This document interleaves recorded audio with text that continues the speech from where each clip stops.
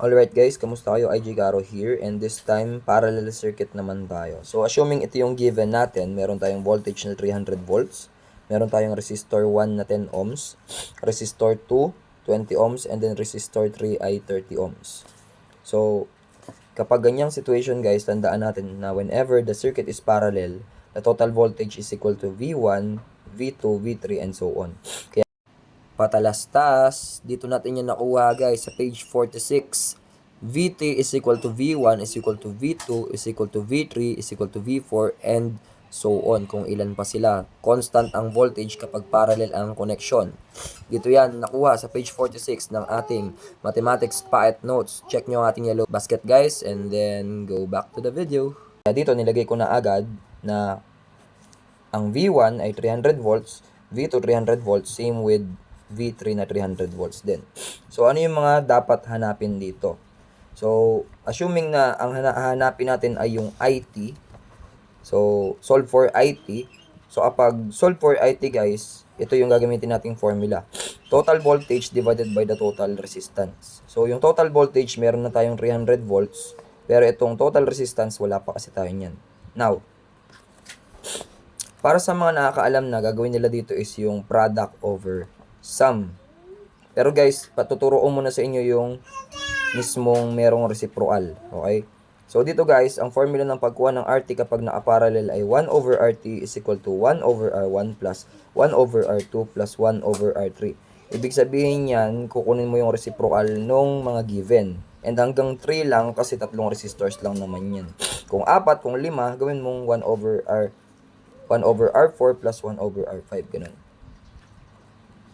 Now, substitute, ang R1 ay 10, ang R2 ay 20, ang R3 ay 30. Now, ang technique dito guys na ginagawa ko, pinag-multiply ko yung tatlo na yan. So, 10 times 20 times 30, the answer is 6,000. Now, itong 6,000 na yan guys, ang gagawin nyo dyan is, i-divide mo yan dun sa 10. So, 6,000 divided by 10, the answer is 600 times 1. So, 600 pa rin. 6,000 divided by 20, ang magiging sagot ay yung product ng 10 tsaka 30. So, that is 300 times 1, 300 pa rin. 6,000 divided by 30, the answer is 200. So, ito na yun, 200. Then, pagkatapos nyan guys, pag-add mo lang yung nasa taas, 600 plus 300 plus 200, that is 1,100 over 6,000. Then, since naka 1 over RT yun guys, kailangan mong kunin yung reciprocal. So, 1 over RT, ginawa ko na lang RT, and then ito naman, yung 1,100 divided by 6,000, ginawa natin 6,000 divided by 100. Next nyan guys, is ipag-divide natin yung 6,000 sa 1,100. Ang shortcut kapag mga ganito guys is, pwede mong i-cancel yung mga dulong 0. So, dito may dalawang dulong 0 dyan, kinancel natin. Kinancel din natin yung dalawa sa taas. So, meron tayong 60 over 11 ohms. So, mas maganda na ganyan na lang, wag para hindi na maging decimal. Para pag nag-solve tayo, puro mga whole numbers yung makukuha natin. 60 over 11 ohms. Now, ngayong na-solve na natin yung RT guys, pwede na nating ipalit yan dito sa ating formula. Total current or IT is equal to VT over RT. Ang VT ay 300 volts over RT na 60 over 11. Now guys, ang mangyayari dyan, itong 300 over 60, pwede mo ipag-divide muna yan. So, 300 over 60 will be 5. Now, itong 11 na yan, pupunta yan sa taas. Instead na divide, magiging times. So, magiging 5 times 11, that will be 55. And then, yung unit for current is A, ampere. 55 amperes. Now, ang idea guys, kapag ang circuit natin ay parallel, yung ating mga current ay nag-a-add up para makuha yung total current. So, hindi siya constant. Or, I total is equal to I1 plus I2 plus I3 plus kung ilan pa sila. So, para ma-solve natin yung I sub 1, I sub 2, and 3, meron lang tayong formula na V1 over R1, V2 over R2, and V3 over R3. Ang voltage natin is constant po 300 yan guys.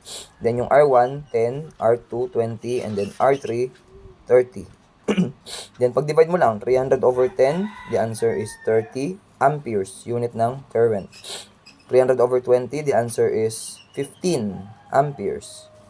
And then, 300 over 30, the answer is 10 amperes. And then lastly guys, para meron tayong checking, kapag pinag-add mo yung 30, 15, that is 45 plus 10, 55. So the answer or the sum is 55 amperes, which is equal din sa na-solve natin kanina na 55 amperes. So ito ang ating tutorial para sa parallel circuit guys. I hope naintindihan nyo. Kung di nyo naintindihan, panoorin nyo ulit yung video, pwede nyo namang bagalan, and then pwede nyo rin i-save yung video.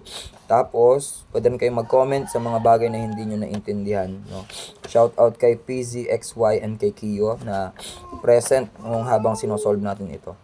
So, maraming salamat. Share this video, repost nyo rin, like this video, and follow IJ Caro for more physics and mathematics video lessons. Thank you. Ingat na sa naman. God bless you and goodbye for now.